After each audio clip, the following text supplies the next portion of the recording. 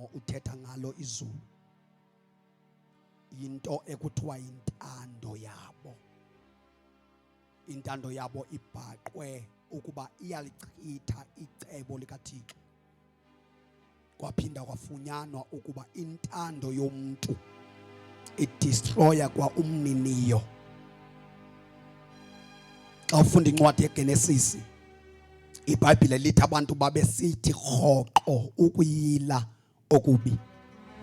Kangangokuba uThixo wathi xa ebabona ebebayekele konakaleni kwabo abantu, lithi wazisola.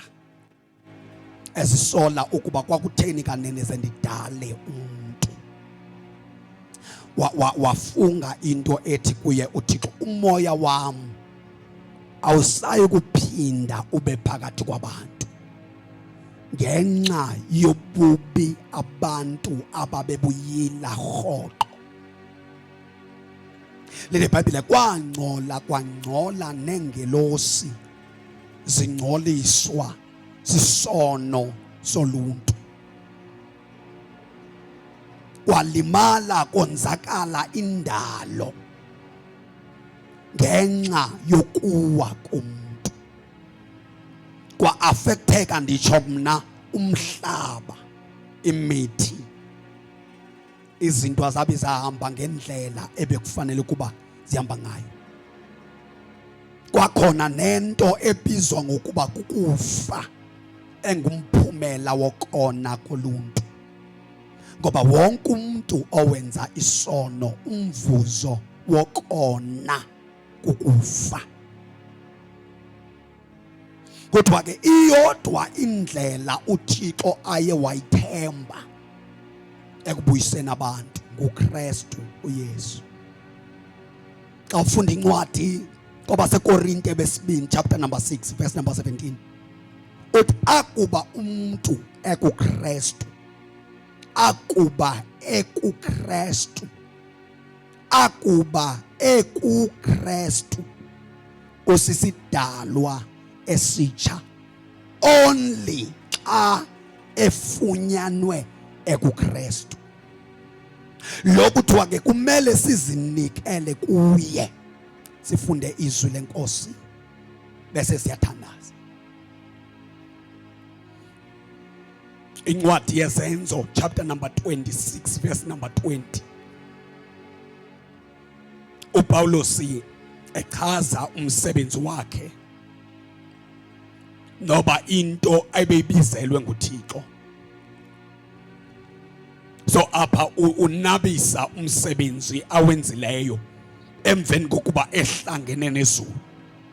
Cela undifundele mfundisi wami verse number, cela siqala ku-19 sihambe nayo kakuhle. Sikhona kodwa intinteni siphumile kulaa ndawo yokuxhumaxhuma. Laa ndawo ivisa kamnandi. Le indawo sikuyo yeyomntu othi ndiyafuna ukuba ndiye esulwini ngenye imini.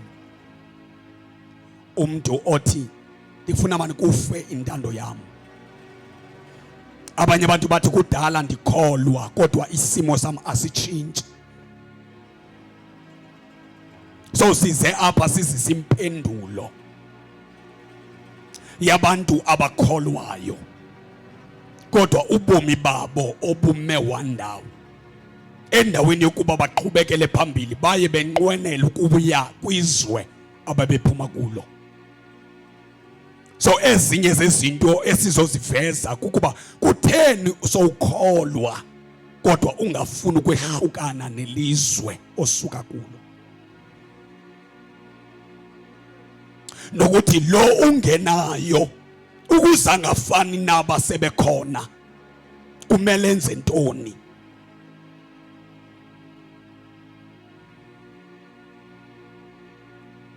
Ngoba kunabantu abangaphakathi abanqwenela ukuphumela ngaphandle, kube khona abantu abangaphandle abafuna ukungena ngaphakathi. uSathana wenza loo nto, abantu abafiki kwindawo ebekufanele babafika kuyo, kodwa uSathana ubadlalisa emnyango okwabantwana abancinci bebedlala phaa kulaa mnyango, bangena bephuma. abanye bangena bephuma bengaphumanga ngenyawo ngomzimba, kodwa wafumaniseka ukuba aba bantu bangaphandle kodwa bangaphakathi. Impilo abayiphilayo impilo yezwe abasuka kulo, not izwe abathemba ukuya kulo. Ngela sifunde ke tata. Ncwadi yesenzo chapter number 26 qala ku verse number 19. Yes. Ngoko ke ukumkani uAgrippa ndawuthobela umbono lowo uvela ezulwini. Ngoko ke kumkani Agrippa ndawuthobela umbono lowo uvela ezulwini. uPawulos ubanjiwe apha, ubekwa enkundleni yamatyala, so ngamakhosi angazizikumkani. So zimnika ithuba lokuba makakachaze ngalento yakhe ayivakalise ebantwini. So apho uPawulos ulanda apho yayiqale khona indima yakhe, ngoba enye yezinto xa umuntu sele hamba endleleni kodwa isimilo sakhe singafani nendawo kuyo okanye noYesu azibiza ngaye, kumele sicheke ukuba ekungeneni kwakhe wangena kanjani. Ngoba undonakele esibonayo mfutata wami kungenxa yokuba abantu sibabona sebelapha kule ndawo bevutha, kodwa singayazi ukuba njengoba sebevutha benziwe phi. Sibabona abanye sebeshumayela, kodwa singabazi uba sebeshumayela nje bangobani. So kuba khona izinto ezivelayo ezizimpawu zokuba khange kuchekwe ifoundation yalo muntu, ngoba indlu nendlu ine-foundation yayo.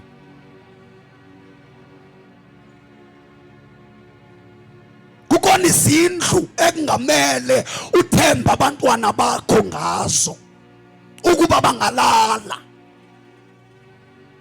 Kukhona izindlu othi xa ujongile ubona uba le indlu anongena kuyo le, yayibona yona inhle kodwa le ndlu ayithembakalanga le, ingawa noba kunini.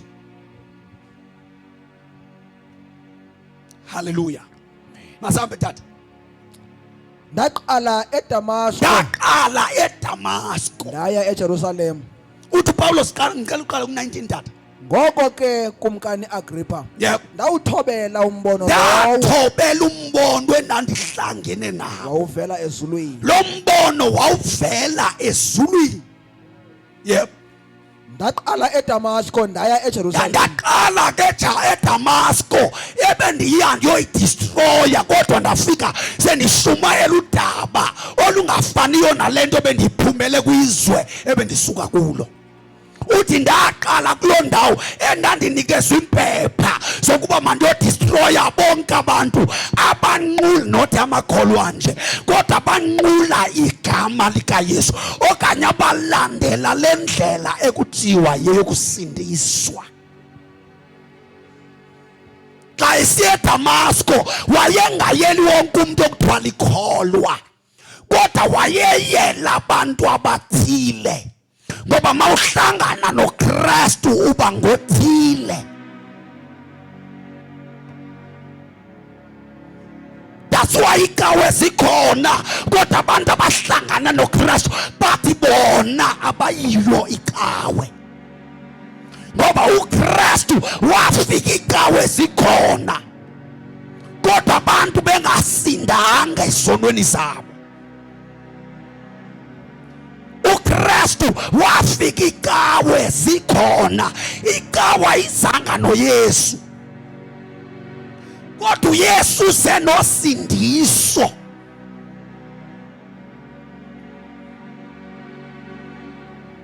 Hallelujah. Hallelujah. So kufuneka wehlule xa sithetha apha sithi ayosokawe, asibethe ukuba abantu mabangayi ezinkonzweni, kodwa uKristu zange azise kawe. Xa ufunde eBhayibhileni kunezinto ebezibizwa ngokuba zizinagogo. Lithi iBhayibhile abantu ababemvuma uKristu babegxothwa endlini yokukhonza.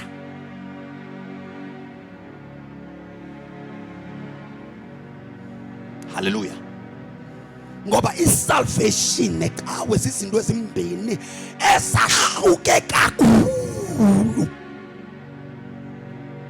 Abathakathi ecaweni bakhona, abaphinge ecaweni bakhona, abadayisi ngemizimba ecaweni bakhona, amasela ecaweni akhona, kodwa insindisweni abekho abo bantu.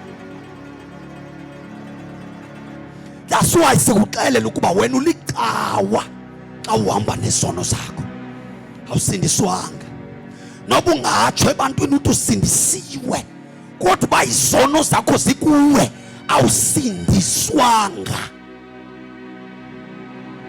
Asoyiki ukuyithetha le nto iBhayibhile ithethayo apha. Ithi iBhayibhile xa uhamba unezono zakho lithi ulithole likaSathana. Noba usecaweni, safunda ukungazoyiki izinto, ngoba abantu abadala basuka balalanisa bayeka ukuzithetha izinto, babhubha abantu. Izwi likhona, kodwa as long mntanam usiza akho ngxaki. As long mntanam umane usiza on Sunday, othi hayi isalvation ayikho njalo, salvation insindiso ayikho njalo. Uthini uPawulos? Uthi wenzani tata? Yaqala eDamasko ndaya eJerusalem. Yaqala eDamasko ndaphuma ndaya eJerusalem. Nakuwo wonke umhlaba wakwaJuda. Ndahamba ndaya emhlabeni wakwaJuda kuqala. Nakwelenhlanga. Ndaphuma ndaya ezinhlangeni. Ndashumayela ukuba abantu baguquke. Uthi uPawulos intshumayelo endandishumayela sisuka nje inguquko. Uthi kwezi ndawo into endandiyivakalisa kukuba bonke abantu mabaguquke, noba basiwa ngokuba aba ngabakaThixo, kodwa uPawulos uthi namaJuda asiwa ngokukholwa ndandiwaxelela ukuba makaguquke. Noba sifike enkonzweni ibhalwe Jesus Christ egqibeleni okanye ekuqaleni kwabeka umnqamlezo, sifike bebahle abantu bakhona benxibe njengathi kanje, beshumayela besenza zonke izinto. Xa sifika sibaxela into yokuqala, kwahlukwana nesono, ngoba indima yokwehlukana nesono ayiphelelwa. As long sishumayela uKristu, as long sisithi singabakhe, as long sisambatha inyama, inyama yakho ithanda ukona. Noba ungumfundisi, ayikhethi le message ayishunyayelwa kumarhamente odwa. Nabefundisi kumele baguquke. Wonke umuntu onethemba lezulu kumele aphenduke. Pawulos uthi sisuka nje, ndaxela abantu into eyenziwe kumqala. Ndihambe ndingumbulali, ndihambe ndiyokhonqa amakholwa, kodwa xa ndifika apho ndiyakhona ndibufike sendithetha language ngenye ngoba ndenziwe. Soze uyithethe le nto ungenziwanga. Abantu ababaleka ukwenziwa abayithethi le nto. Abantu abangakuvumelanga ukwenziwa bayayiphepha le nto. Kukho abantu abasindiswe njengathi thina, okanye mandithi mna labadoda ndiwazanga notata. Xa ndipha ngasekhaya bekukhona abantu phaa bebeshumayela, bebavama ukuthi xa befika aba bantu phaa ngasekhaya, ufika ingutata nje ehamba nentombazane ethile no-keyboard player, babathathu okanye ibe ngulotata no-keyboard player, bafike bamisa intente. ODuPaul bathanda uDuPaul, bamisa uDuPaul. Xa egqiba ukumisa uDuPaul ashumayele first day. Kufika abantu apha abamamela abantu baculayo. The second day uthatha omnye kwaba bantu bebecula apha. Akamazi noba usindisiwe noba kasindiswanga.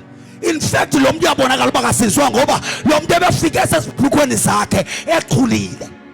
The following day uyohlala njengabantwana uyocula. Hallelujah. Ehlabelelela lo mfundisi. Kuthatha abantwana abangamantombazana bayobekwa pha, kuthatha omnye azobekwa pha ukuba makazolida inkonzo. Edumisa uThixo angamaziyo.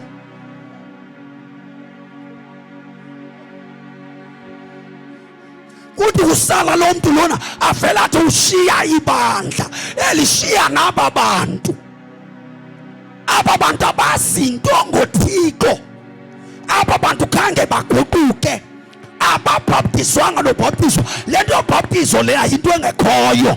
Kwaba bantu bahamba intente behamba bodwa abayishumayeli into yokubhaptizwa. Ngoba ubhaptizo luhamba nenguquko. Evela kushiwe lo muntu, kushiwe abantwana xa ehamba omnye waba bantwana bebekade beemza uzozoshumayela. Kushiwe ibandla lizomane libuzwa ngeminikelo, libuzwa kwaba bantwana bebeshiwa pha bengazinto ngoThixo. Athi ndine branch endaweni ethile, eyona nto ayilekayo kukuba nee-branches. Wayehamba yedwa, wasikwa ebandleni, akavuma ukuhlala phansi ngoba enesiphiwo sokushumayela. Wathatha intente wayoshumayela, bekufanele uba uyashunyayezwa, adanele izono zakhe. Abasuka khona ukhulelisa intombazana, wamka negama lakhe, uthi ndinento kaThixo mna novalelwa ngabantu. Umuntu onjalo sozayishumayele nangole singaphi inguquko. Ngoba woyisakala ukunyamezela ingqeqesho.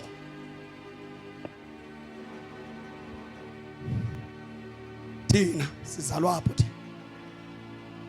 Thina sizalwa apho thina. Okay. Mna ndizalwa apho mna. Andizalwa ngacaweni mna. Zalwa apho. Kwathatha unceba kaKristu ukuba yondihlanganisa nabantu abazawufika baqala isalvation kakuhle beyiqala phansi. Otata ndibazi isalvation yam. Ndiyazomama. Ndihamba nabantu abangomama ndiqeqeshwa ngabo. Hallelujah. Hallelujah. Akekho utata ongathi undibona ndilapha umbone phaya nje kungenxa yam. Kodwa kunomama abaninzi abagcwele iSouth Africa abangathetha lo mazwi. Ngoba into yokuqala abandazisa yona, mntanam kuyathandazwa. Thandazwa. Kumanyelwa isazela. Ubaleka inkanuko zobutsha. Usivumi izono zakho. Usidanele.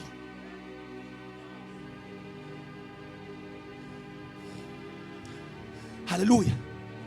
Hallelujah. Sesiye enkonzweni nje sesiyohlanganyela nabantu. Kukhona abantu abasipheka emakhaya. Oh. Sekwaphela nabo mama baphela. Baphela abantu abakwazi ukwakha abantwana abangenayo kwisalvation. Bathi bengena abantu babuye bazovutha bengena njengomnyango. Bengeka yazi isalvation. Ndiyambulela uYesu owathi emveni ngoba ndingenile wandigcina entlango. Ndingayazi pulpit, ndingayazi cawe, wandigcina entlango. Ndandithandaza ezintabeni. Icawe ndingayazi ngoba xa ndifika kuyo ndifika ndiphume ndilambile. Khokhelwa ngabantu abangenaThixo.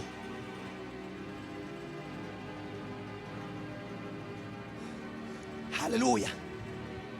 Hallelujah. Ndiyayazi ke uba ningabantu ababhalisayo encwadini zenkonzo zikhona nibhalisiwe imfanelo ezasenza ukunikela ukuphi ishumi ndandikwenza kodwa alikho ibandla elinebango ngam. Alikho ibandla elingathi ndibhilonga kulo ndibanjwe lilo. Alikho.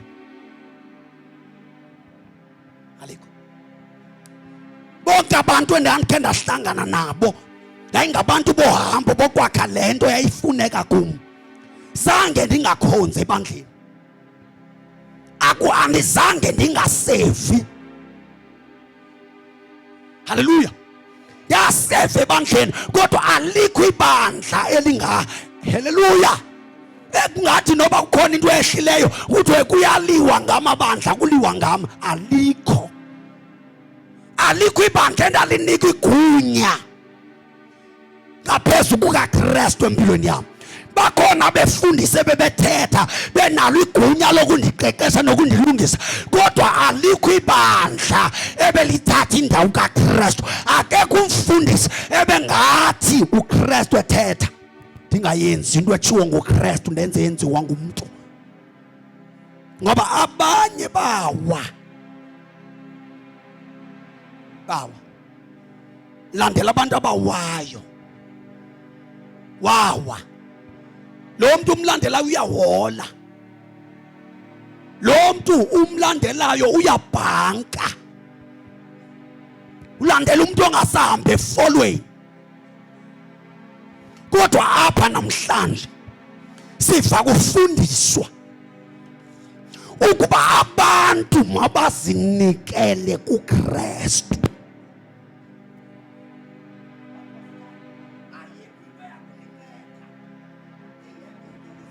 La kuKristu ayikho. Niyawuphela amandla jonga kuhle ukuyisebenzela icawe kodwa wena ukaqala ukulisebenzela izulu.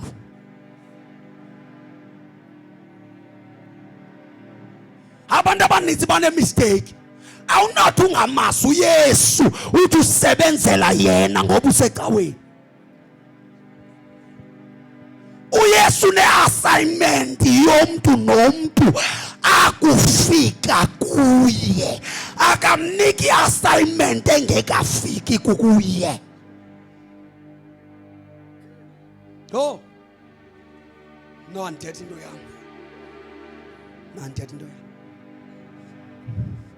yami. Nizawufa.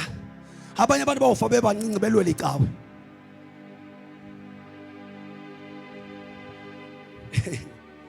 Abanye abantu bazofa bebancinci belwela icawe. Belwela befundisi kodwa bengamlweli uKristu. Ndaqala eDamasco. Ndiqale eDamasco ndaya eJerusalem nakuwo wonke umhlaba wakwaJuda nakwale nhlanga ndashumayela ukuba abantu mabaguquke beze kuThixo. Benze izinto ezibonakalisayo ukuba basekhaya. Mabaguquke beze kubani? Jonga. Xa ushunyayezwe kakuhle wayifumana isalvation ngendlela eyiyo. Xa ufika awuweli bantwini wela kuKristu. Kodwa xa ungayifumananga wenze lento yenziwa kuthi xa sasingena. Awuweli kuKristu wele ezandleni zabantu. Kuthatha inceba kaThixo ukukuhlutha esandleni somuntu. Kuba inceba kaThixo ukuthi sewungenile usithi uyasindiswa wafumana ilishwa lokuwela ezandleni zomuntu. Inceba kaThixo ukuba sowusezandleni zakhe ekuqhelile eqhele namandla wakho uphuncuke.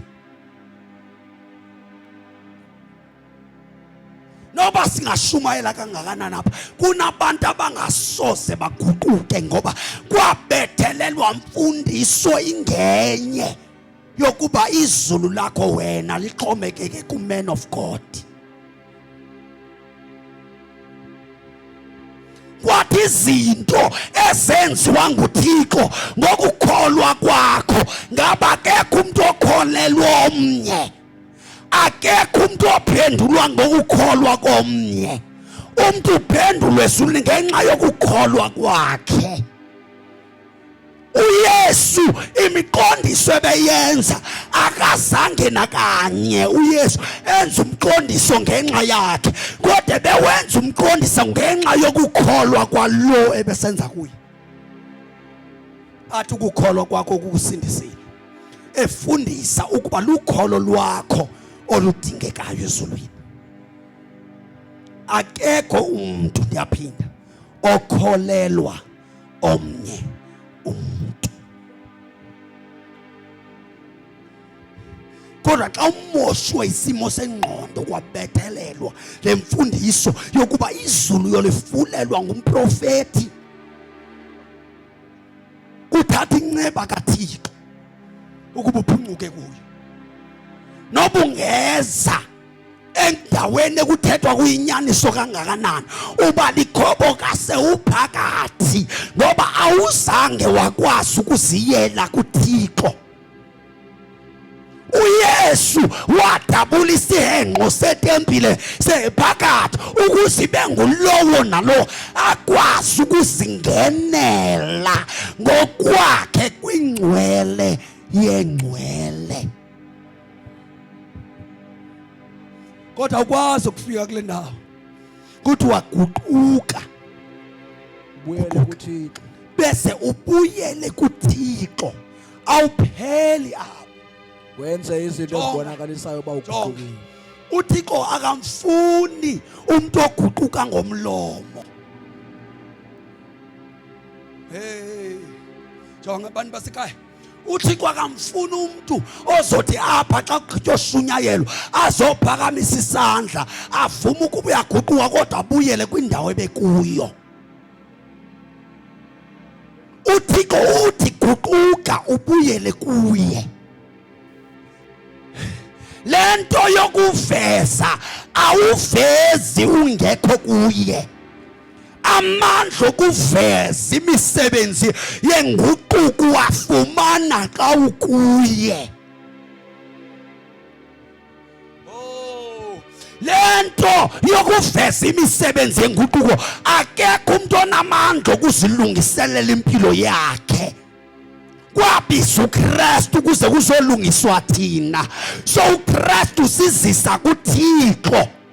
Xa sifika kuThixo kulapho sinamandla okuveza imisebenzi yenguquko. Sekhona abantu basekhaya, sekhona. Amen.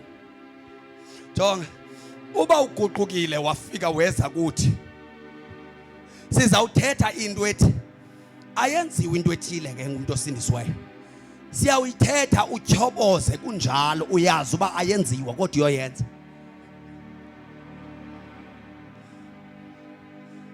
Uzoyazi uba umuntu omtsha osindisiweyo akajoli. Umjolo ngumtshato kaSathane wokudestroya iifamilies nabantwana abazalwayo abeza kulomhlaba bathi bekhula bene-anger. Abathi bekhula bakhule besithi ndizonda utata, ndizonda umama. Abanye bazonde wena kuba womzisela ntoni. Athi wokumamela indlela owawuziphethe ngayo nendlela owuphala ngayo ehlabathini, athi kulapha nje kunje kungenxa yakho mama. Imisebenzi kaSathana leyo. nguSathana ozala amakhaya abhidlikayo, nguSathana lo. Uzawuyazi lonto ngoba ushunyayeziwe, kodwa xa ungekho kuThixo awuzuba nawo amandla okuyenza. Sikhona awuzuba nawo, uzawuyazi into right kodwa awuzukwazi ukuyenza. Yiyo le ndithetha nguPawulos uthi ndiyawazi umthetho kaThixo uba ulungile kodwa apha kum ngaphakathi kuvela umthetho umbi oxhasene nomthetho kaThixo. Ndiyayazi into elungileyo kodwa ndifuna ukwenzayo ndingayenzi, ndenzele irongo. Amandla okwenza siwafumana xa siguquke seza kuThixo. Only xa sikuThixo kuze kwenziwa ntoni tata? Baguquke bese kuThixo benze izinto ezibonakalisayo ukuba baguquka. Xa umuntu ekuThixo soze uzivuma izono zakho ungekafiki kuThixo.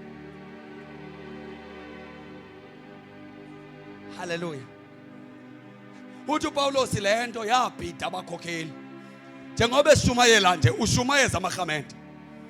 Ushumayeza abantu abangakholwayo. Yayo bhida inkokheli eziphetheyo. Yikayifunde tata qhubeka. Uyive. Sesizathu ke sibangela ukuba amaJuda andihlaselwe endlini kaThixo efuna ukundibulala. Amhlasela phi? Wahlaselwa phi? Endlini kaThixo. Ayiyo yonke into okuthiwa ikawe. Okay. Akuyiyo yonke into okuthiwa inkonzo ngoba ikawe ziyafana. Akuyiyo yonke into okuthiwa inkonzo. Ngoba igama lokukhonza ligama lethu. Bantu basindisiweyo. Ukucawa ayilo gama lethu. Thina siyakhonzana sicawe. Thina siyakhonza ngoba kunezinto esibabalwe ngazo zokuba sikhonzane singabangcwele.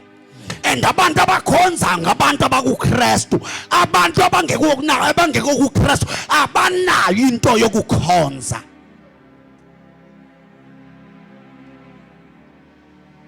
So apha Paulos uthi sesisizathu esabangela ukuba amaJuda afuna ukundibulala endlini kaThixo.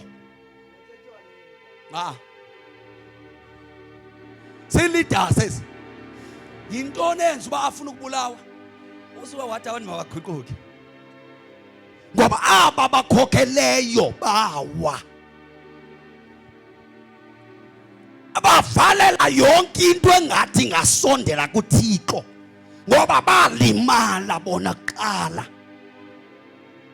Unelishwa ukuba ungene ungafiki kuKristu.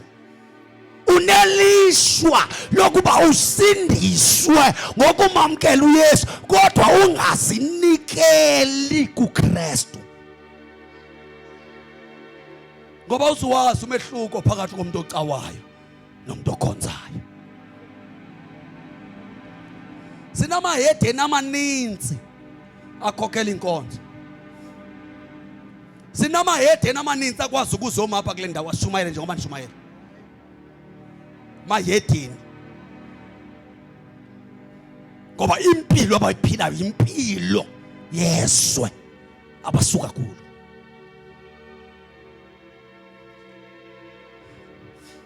Hallelujah. Guqukani. Niziveze imisebenzi, impawu, imisebenzi ebonakalisayo. Bantu basekhaya nansi mistake. Asithi siguqukile siphele apho.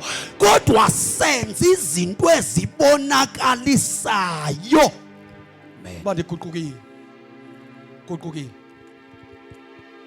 Ungibe ndingakwazi mna kodwa uyaziwa eziphunzana. Akunceda ukuphila kakuhle phambi kwamani kwazi uba ubunjani. Abantu abakwaziyo ngabo ubuphila nabo.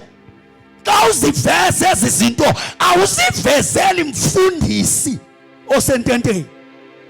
Uveza kwindawo osuka kuyo. Hallelujah.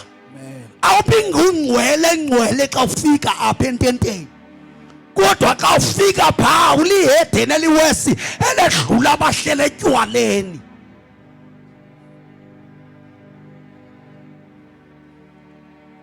Hayi bantu basekhaya kaloku inguquko uyiveza ebantwini abakade uphila phambi kwabo. Andithi wena ubuhamba apha kulo mhlaba usenza isinoma kanjani?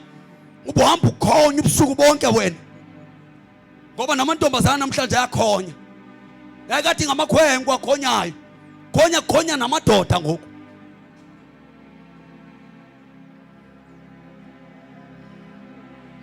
Kuyakhonya. Suku bonke ayakhonya amadoda. Okwamakhwenkwe aye entabeni ayokoluka. Ngasekhaya ngamakhwenkwe akhonyayo. Nami ndandikhe nayikwekwe nandikhonya. Ndandikhonya ubusuku bonke. Ndindlavini. Kwafika uYesu. Xa yefika uYesu, ndayeka uhamba ndihlala esikoneni nasemizini ndahlala ekhaya. Ndayokwenza izinto ebendikade utata ekhala ndikhona ndingunyana wakhe zingenzeki ndikhona.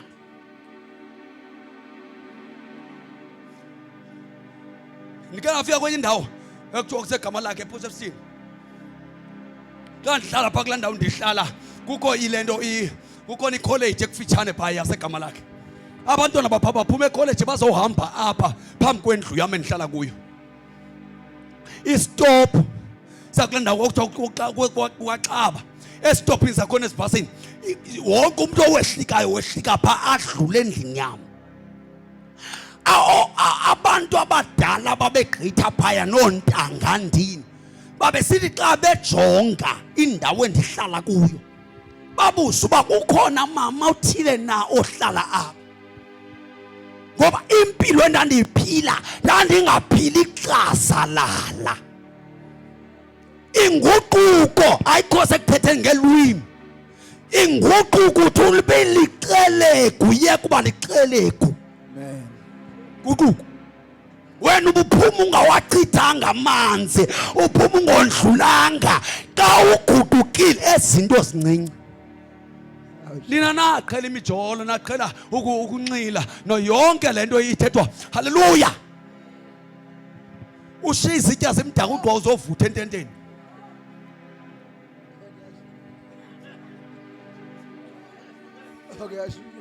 Njengoba silapha nje kunabazali abashiywe ekhaya abanento ethi siyayiqalekisa laa nto laa ntente. Apha sishumayela abantu uba mabalunga, akulungwa kuThixo, kulungwa phambi kwabantu. Nizomthanda njani uThixo ningamboniyo nisoyiswa kuthanda abantu babonayo? Awunamolo kumakhelwane wakho uguqukile. Xa usithiwa baguqukayo uzangaphambili uzophakamisa izandla. Xa ubuyela uyaphinda futhi uyamflathela umakhelwane awunamolo wakhe. Xa ungena kwakho kubaleka inkukhu, kubaleka izinja. Ongena isikhohlakazi ekhaya. Bantu basekhaya. Inguquko. Salvation is all about impilo. Nansi into esehluke ngayo thina. Xa usithi ufefe lwenkosi yethu uYesu Kristu, uthando lukaThixo uyise, udlelwano nomoya oyingcwele maluhlale nathi ngokuze kube kunaphakade. Uamen thina sibinaye ngoba inkonzo yethu iyaqhubeka. Eyethu inkonzo ayiphumi xa kusithiwa udlelwano nomoya oyingcwele. Xa siphuma ngalamnyango kumca kuyoqala inkonzo kuthi.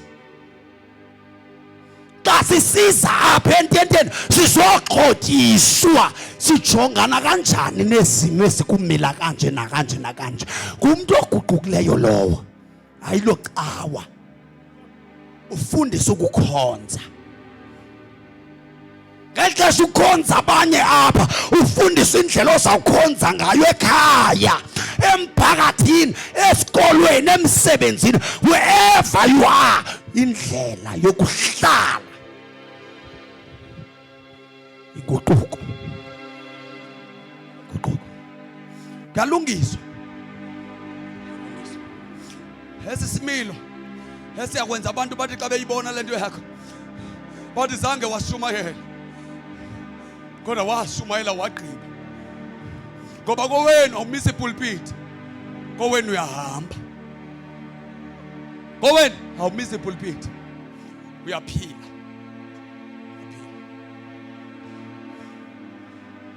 uyaphila. Ngifonela izolo, ngifuna ngabantu abasekhaya. Ngifonela bonke umuntu leqa kuma ndiyibonanga lena. Bathenge ukuthi sister yami ithenge imoto. So babuya ke ngoku bazo babuyela kumbonke. Babulela uThixo. Xa becinga ngokuba imisebenzi kaThixo leyenza ukuba kube nje. Bayakhumbula uba ngubani kanene singamxelela unoThixo apha ekhaya. Ngubani unoThixo? Kanti imbuzi sister wami ndincokola naye uthi uyazi ndiyithengele nto mntasa. Uthi ndithengela uba abantwana bakwazi ukuya enkonzweni. Andiyithengelanga msebenzi, andiyithengelanga bumnandi, andiyithengela ukuba ndinemali, kodwa ndiyithengela ukuba abantwana bakwazi ukuya kwi-Sunday school. Ndihlupheke kakhulu. uSunday school ungena apho bendikhonza khona.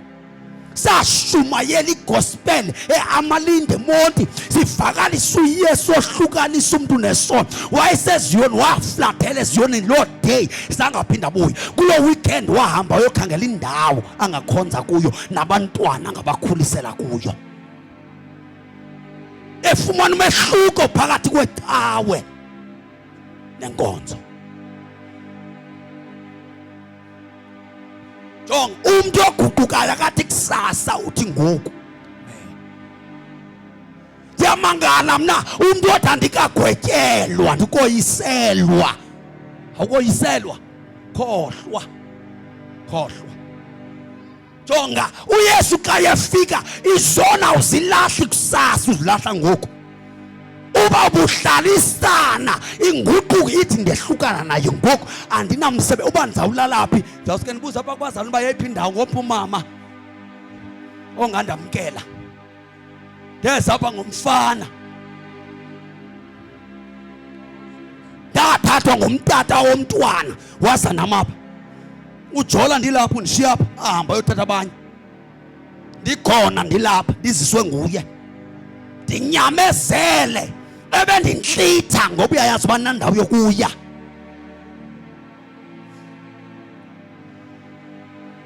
Ngoba uSathana mani ukhohlakele mani. Uyakwazi umfana ukuthatha intombazana kowayo mama, ayithathe ayizise kwakhe, ayibetha eMonti wayinqunqa wayifaka ebhegini yasipisi. Esibini wayinqunqa omnye umfana wayihamba ifaka kwiitoilet zalapha ehlaleni. Kohlakalo. Kube khona abantu abathi hayi mina ndihayi wethu hayi. Tata umntana uzawufa fele emanyaleni. Kuyaguqukwa. Bese umuntu xa eseguqukile aveze imisebenzi yayo le nto beyithetha phambi kwabantu. Haleluya. Awuncedi nganto bantu basekhaya ukusizela abantu abashumayelayo nababila njengam bade baqhuma inhloko. Nibasizele ukuba mandize ngaphambili oyini kunini eshumayela. Akuncedi xa ungazi ukuveza imisebenzi yale nto obuyizela ngaphambili. Ukukholwa kuqala apho. Ukukholwa kuqala apho. Abantu abafika bamkeleke kuKristu ngabantu abathatha istep senguquko. uYesu akakunyanzeli ngezulu, akakunyanzeli. uYesu kuhlangula ebugqwayibeni emveni koko awaqaqonka amaketangu uSathana ebekubopha athi phakama. Uphakama ayikho kwakhe, uziphakamela ngokwakho kodwa enokunikeza amandla akukhulula izinto bezikubophile athi phakama. Nathi namhlanje sizothi phakama uhambe. Phakama uhambe. Vezana imisebenzi. Asifika kule ndawo. Nebekade becawa kwikhalti bashiya. Becawa kwindawo ezingenathixo, kwindawo kophilwa ngokunqula indoda. Umuntu xa efikelwa inguquko uyayishiya.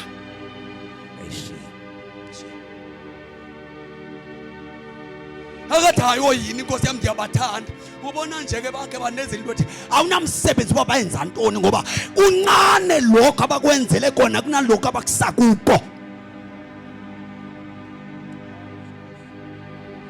Hayi wethu mane kuthi xa kuphela inyanga abazalwane phaya bamane benika i-500 yegrosa igrosa i-500. Ngayifumana phi la 500 no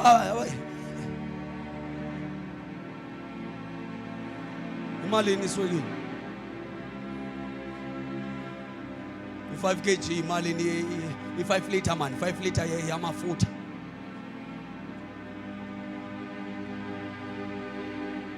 I-2 kg yenyama imalini seyiphelile 500. irice imalini usapha kula 500 asikashebi. In fact asikagqibi nalapha kumaqongo asikaqalisi. In fact asikaqala nalapha kumaqongo.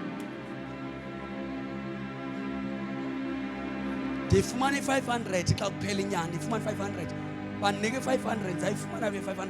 Ingxaki yakho into enziba ufumana i-500 uzilimitha ngokwakho xa unoza kuthixo igolide nesiliva yeyakhe. Ubanjezelo ukuhlala phantsi kwesiqalekiso ngoba wonke umuntu othemba lakhe likwenye indoda uqalekisiwe. Kuyaguqukwa. Shiyani into zabantu nibuyele kuThixo. Guqukani nibuyele kuThixo. Asenifika kuye kuzawubonakala ukuba aba uhlobo lwabantu abaguqukileyo aba. Antiyokwe bafunyanwa aba bantu. Kawufunda Izenzo chapter number 11. Bathi xa befunyanwa khona kodwa aba bantu abangamaKrestu ngoba impilo yabo yayiqelise lo bafike kuye. Akasoze abone uKrestu ungekafiki kuye wena. Sikhona abangcwele. Guqukani.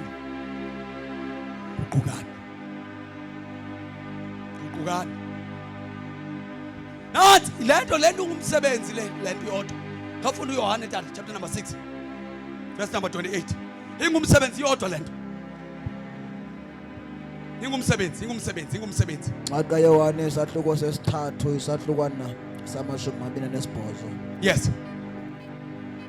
Abantwana besikolo ke nguJohn chapter number 6 verse number 28. Sambe tata. Ke ngoko bathi kuye misebenzi mini uThixo afuna siyenze. Yep.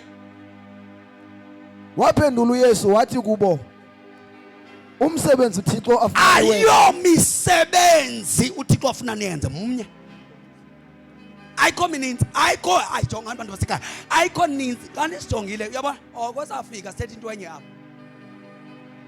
okwasafika sijikeleze into enye sifuna uba nibuyele kuKristu Yesu. Sibila sisoma senza zonke izinto kungenxa yokuba kunidingeka nibuyele kuye.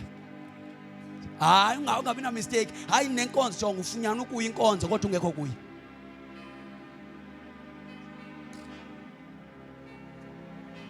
Emkhulu unabo pha kuwe tata wami abantu abangekho kuKristu abasehamba evangeli. Bishop kunabantu abangekho kuKristu abakubishop.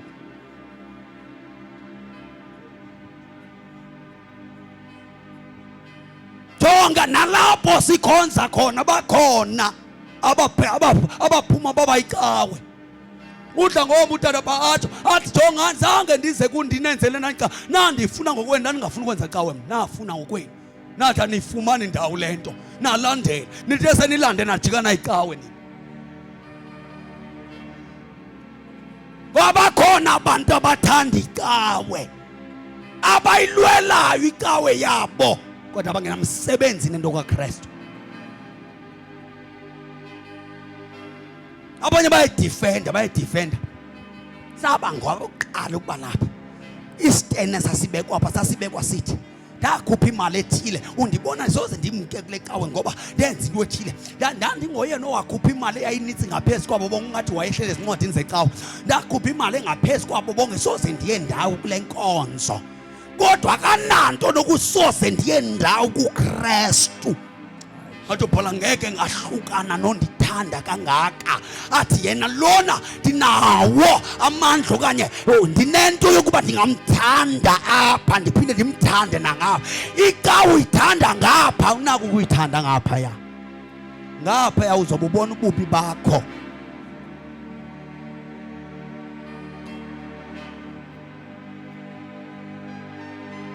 Yebo tata, nanku umsebenzi. Waphendula uYesu wathi kubo, umsebenzi uThixo afuna niwenze ngulowo kuba nizinikele nikholwe kulowo uThixo amthumileyo. Nizinikele. Njengoba nizinikele kuyo yonke into nje, jonga khawuziphuthume mntakwethu. Siphuthume mama. Siphuthume. Uzinikele kwezinto, uzinikele kuwe. Khawukuzilande ngokuzilande. Tata, abantu bayakwazi ukuzinikela. Bakwazi ukuzinikela. Ndake ndazinikela etywaleni nami. Hayi. Ngasinikela. Ngasinikela etywaleni ndafunda nzima. Ontangandini babedla ngotsho befika ndinxile etata amakhamba ndiyibekile ikhesi apha. 18 emeli phambi kwam. Esuke esikolweni. Ndizawubhala ngelo xesha. Andikhange ndifunde kusasa ndiyabhala. Ndipase kuthiwe ukuba ubufunda ngeunjani. Ndisinikele etywaleni. Siwankala amakhamba anyusa idonga. Ikhesi sibe 14 sizawunxila siqabelane. Ndisinikele etywaleni.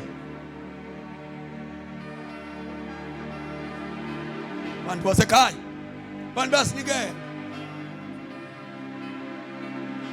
Osalahayika. Uthi lo mntana ungazibuyela. Mina nento ethi phuma.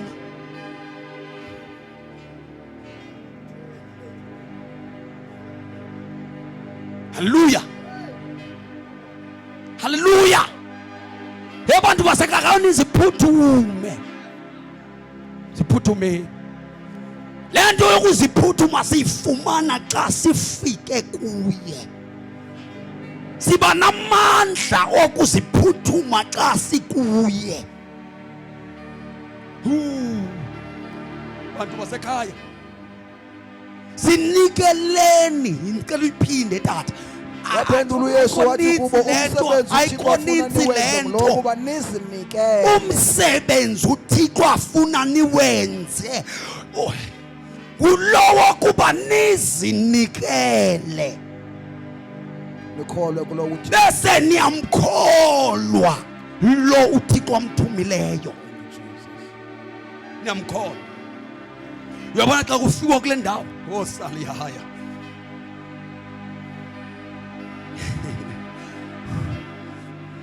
Ndicela tata sifunde uverse number.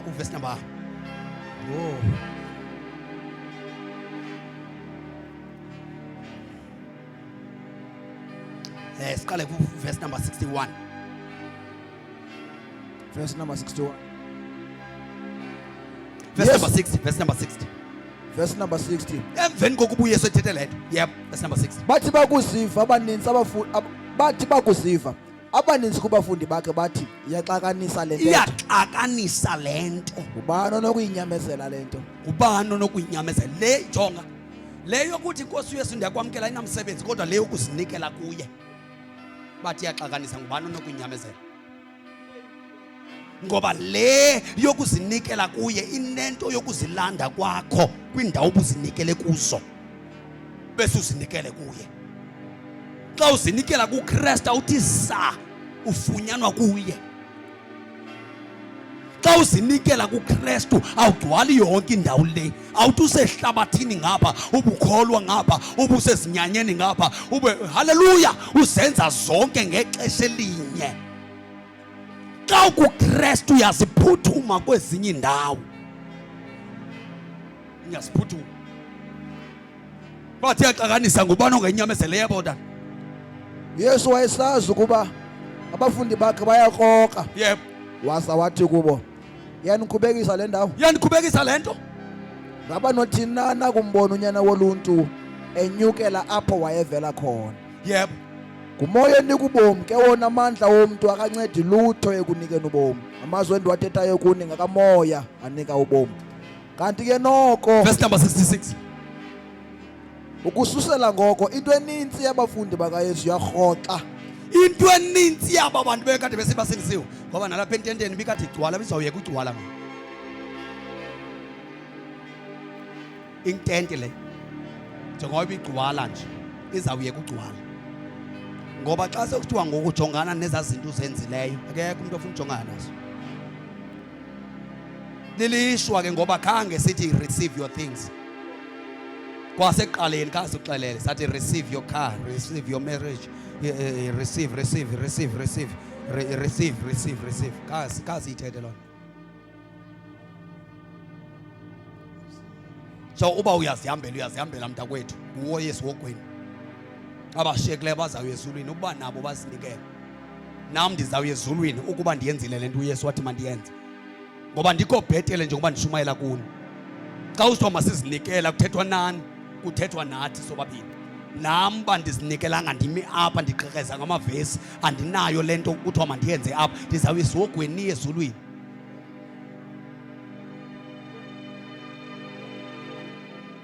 Asikangeni izulu sonke sicenge lona, nami ngicenge lona. Ungathi nawe ngokucenga lona uzophuthuma wena ukuba masihambe sicengeni izulwini. Bajibilika abaninzi kuthiwa kubafundi bakhe ngoba ayingabo bonke okuthiwa abantu ngabafundi abangabafundi. AbakaYesu sibabona ngokuyenza into ayitshoyo. Sikhona abantu basekhaya. Amen. Sikhona. Thank you. Kuyaguqukwa nansi indaweni kuyo. Kubuywe. Mama kuyabuya. Siswami kuyabuya. Xa ubuya awubuyi nezinto zezwe. Uzosenza ngaphakathi. Xa ungena njengoba unjalo kodwa xa sowubuyela kuye kuba khona izinto ezisalayo ngoba endleleni esondela kuye imbadada ziyakhululwa. Sikhona abantu basekhaya. Amen. Xa siza sinjalo. Siza nezono zethu sizase kodwa xa sesisiya kuye nansi umehluko ngoku xa sisibuyela kuye kunezinto ekufuneka zisale. Asizishiyi ngaphandle sizishiya kuye. Sikhona ngoba xa uzibekile ngaphandle uzomana uzikhumbula uba ndibeka into yami ngaphandle bona nje. Ifana nabantu abangena apha enkonzweni bephethe utywala babubeke ngaphandle bafike bakhonza apha emveni baphume babuyele etywaleni wabo abobeka esikoneni ngaphandle.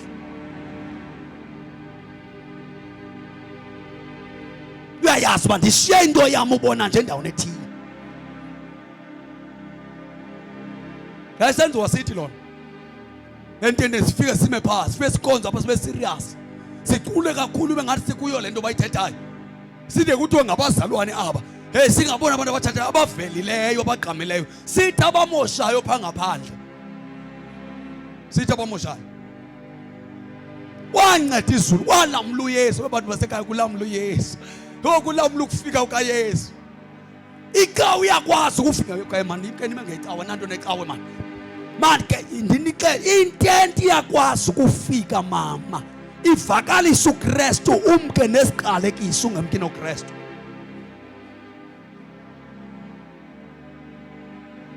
Ngoba njengoba sishumayela apha kunezinto ezizawuphuma ebantwini. Kodwa xa siphuma asiphumi nje. uYesu eMagadala kwakhona indoda eyayinendimoni yathi indimoni xa zaphuma kuye zathi sibona ihagwe eqala kwethu khawusivume singene kuzo. That's why xa usize endaweni kathi kufuneka ube serious uyazi istory sakho uba sithini istory sakho andiyangiyogeza ecaweni kodwa ndiyela ukuze ndilungiswe. Aphuma amadimoni ayongena eziyagwini sahamba ihagu sayotshatyalaliswa zindimoni, sayokweyeliselwa elwandle zafa bezingenanto, bezingenatyala ndawo, kodwa ngenxa yemimoya ethe xa ifika yafika kukhona indawo empty.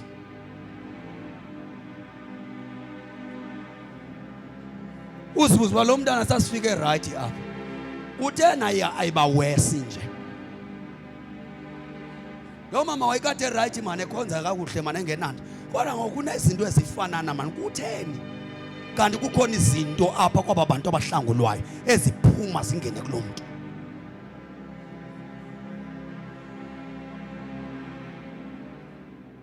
Haleluya. Guqukani nibuyele kuThixo. Sabuya siyithethe enye into ngenye imini. Kwa namhlanje ndifuna abantu abathi bona bafuna ukuza kuThixo. Bantu basekhaya awunawo amandla okuzenza izinto. Singathi izano sohlambulula sithi buyisani iCalvary, izinto eziswe ngophiwo siyithethe xa ningekafiki kuye. Aninawo amandla okuyenza loo nto. Yo ndiyithanda kangaka yona.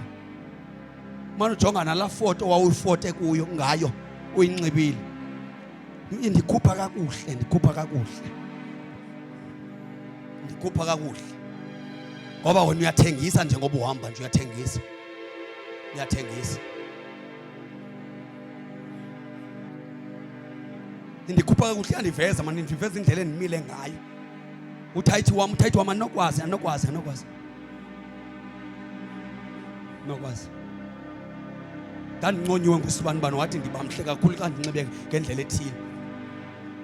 Uqa uthathe eza zinto wawuzukade uzinxiba. Uthathe eza zinto uze ngazo apha enkonzweni, utshintshe indawo yokuya.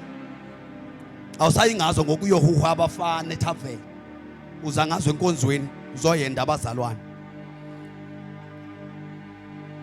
Awubetha ngezinto ezingakakhona. Yazi baxa ujika pha bazawuhamba ngawe manje vele izinqa kancinci. Uqwa uze ngazo apha enkonzweni. Kunezinto okwehlukwana nazo xa uguquka uyayiveza imisebenzi ebonakalisa inguquko.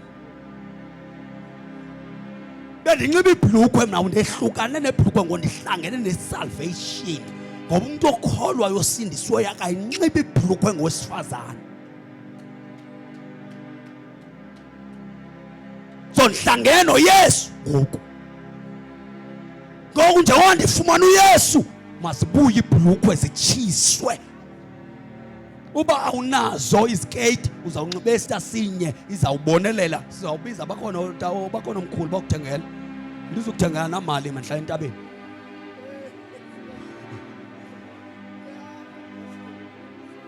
Mna ndiyakukhuphisa qha awuthenga oxa pham. Omama uphula bakhona bayatitsha. Haleluya. Izinto zokungakholwa manje ziyancanywa manje. Zisuke wehlukane nazo. Hlukane nazo. Izithixo zasemzini uyahlukana nazo. Hlukana. Yahlukwana. Bendiziphopotha. Senza uJezabela. Uthatha abafana.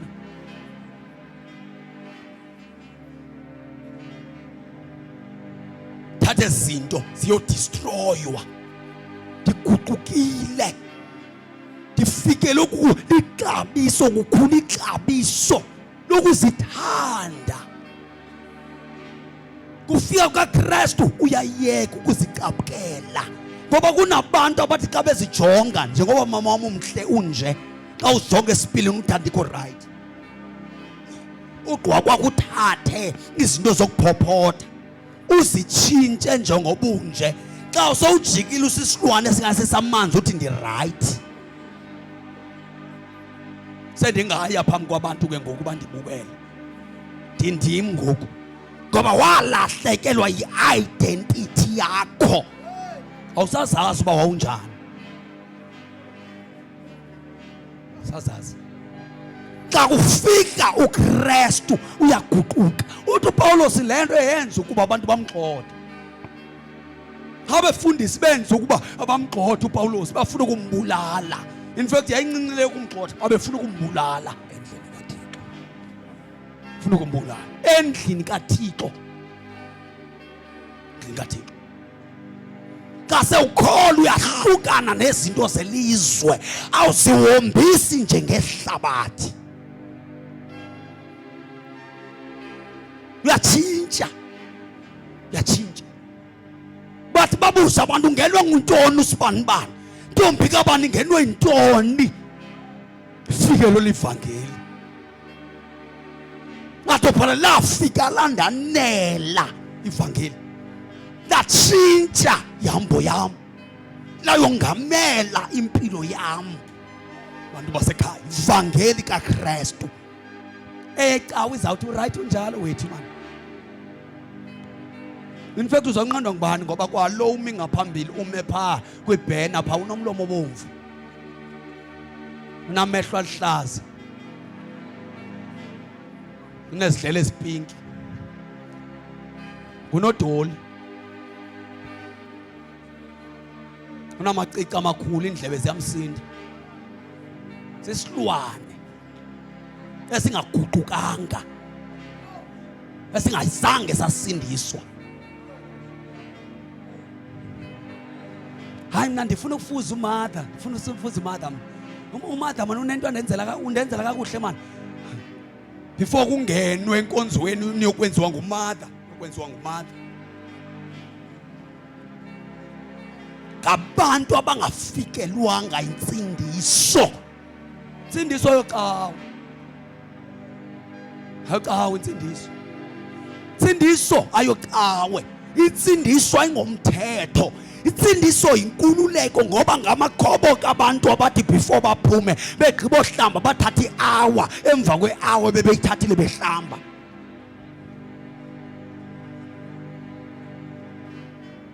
Sikhona abangcwayo. Ikhoboko umuntu.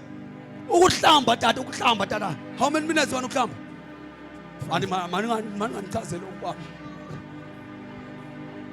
Oku kwami 5 minutes kwanele ukuhlamba. 5 minutes. Ndithi mina ukungena emanzini uhlamba 5 minutes ikwanele. Okay ke xa ungumuntu oslowly ke masikunike 10 minutes. So uyapi ko 2 hours? Oko kwakulindwe wena. Umama uphula nanko Nkosi yami. Kanti uphula umlindile. Uyazizoba.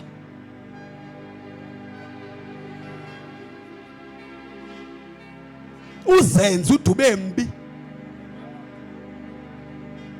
Sikhona abantu basekhaya. Inguquko. Lento soze ukwazi ukuyenza ungafikanga kuThixo. Andinifundisa icawe apha, andiyiyo icawe mna ndinixelele. Nindivile mos. Kuyotshiwo pha kodwa ndimpunza nandawo nakhaya. Abantu bakamafula pha bazawutsho pha. Bathi yiyo le nto ethetha ngehlobo mana kanandawo kanakhaya. Impunzi nanku umfundisi wami nangiya. Nanku umfundisi wami zenindibethe. Ukhona namhlanje lapha ecala kwami. Ndiphethwe khona nanku tata. Ndiphethwe. Kodwa ndiyocawe. Nale inkonzo sikuyo asishumayeli. Ngenxa asifuni bantu bonela abapha kuyo. Sibafuna abanye. Bonela onocawe abapha bonela. Ubaba khona onocawe pha bonele. Asibafuna abanye onocawe. Sifuna abantu abafuna ikingdom ngoba abantu abanefuna ikingdom abanamsebenzi nokuba ibandla lakho yintoni. Uboyazi uba ngunocawe lo. Othi sisuka nje vela buzwa ibandla la yintoni igama le yo ufuna uzomosha inkonzo yethu lo. Oyijika beyicawa ngomnye lo ngomnye.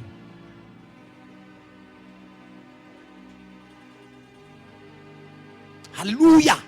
Sifuna abantu abafuna ubukumkani. Yodwa into esithunyelweyo apha abantu becawa bayamkeli lento siyithethayo kodwa abantu bobukumkani bayiva kakuhle. Enoba ungangayithathi mntakwethu uzawuya wedwa esiwokweni, uyizinkuni zesiwoko ehlele ecaweni. Guquka ubuyele kuThixo, uveze imisebenzi eveza ukuba uguqukile.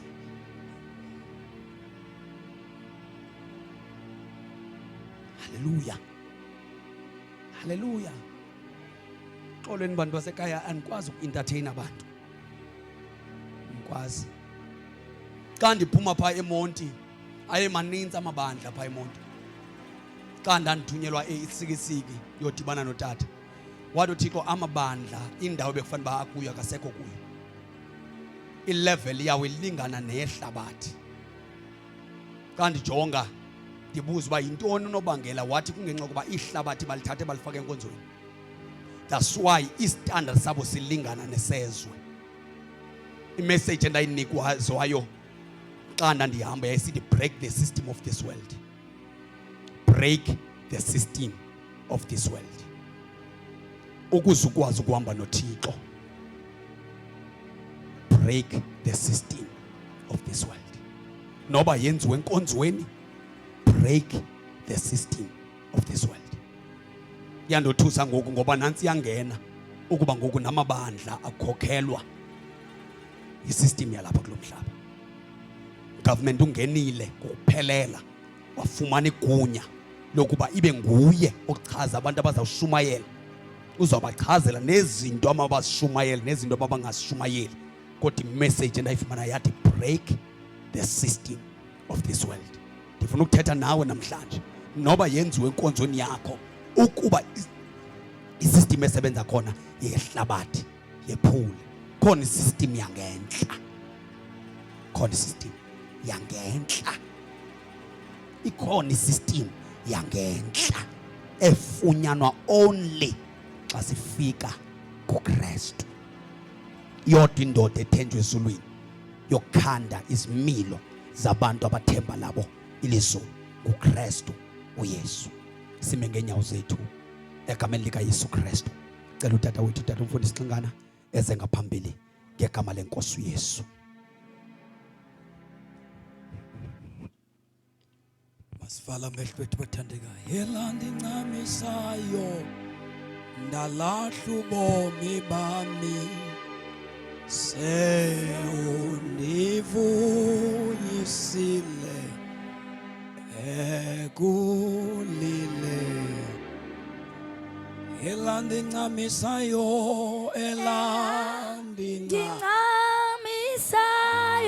ndalahla ubomi bami, ngalahla ubomi bami, sewundivuyisile Nkosi, sewundivuyisile ekulileni kwami, ekulileni ela ndincamisayo lona, ela ndincamisayo, ngalahla ubomi bami, ngalahla ubomi bami, sewundivuyisile Nkosi, sewundivuyisile ekulileni kwami, ekulileni kwami, ela ndincamisayo, ela ndincamisayo, ngalahla ubomi bami, ngalahla ubomi bami, sewundivuyisile Jesu, sewundivuyisile ekulileni kwami, ela ndincamisayo, ela ndincamisayo, ngalahla ubomi bami, sewundivuyisile, sewundivuyisile ekulileni kwami.